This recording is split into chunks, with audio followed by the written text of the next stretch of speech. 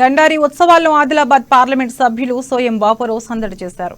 ఆదిలాబాద్ జిల్లా బజార్ హత్నూర్ మండలంలోని గిరిజాయి, డెడ్రా, ఉమర్దా, భూతాయి, గిరిజనగూడాల్లో పర్యటించి దండారి ఉత్సవాల్లో పాల్గొన్నారు. ఆదివాసులు ఆయనకు ఘన స్వాగతం పలికారు, శాలువాలతో సన్మానించారు. ఈ సందర్భంగా అనేక సమస్యలను గిరిజనులు ఆయన దృష్టికి తీసుకురాగా ఆయన సానుకూలంగా స్పందించారు. ముఖ్యంగా సరైన రోడ్డు మార్గం లేక అనేక ఇబ్బందులు ఎదుర్కొంటున్నామని చెప్పారు. వాటి పరిష్కారానికి కృషి చేస్తానని ఎంపీ హామీ ఇచ్చారు. కేంద్ర ప్రభుత్వ నిధులతో గ్రామాలకు రోడ్డు సౌకర్యం కల్పిస్తానని చెప్పారు. ఈ కార్యక్రమంలో ఓబీసీ జిల్లా అధ్యక్షులు Gorla Raju Yadav, railway board member GV Ramana, assembly in-charge Suryakant Kitte, convener Sudhakar, MPP, మండల కన్వీనర్లు, బీజేపీ నాయకులు సోయం వెంకటేష్, ఆడే మానాజీ తదితరులు పాల్గొన్నారు.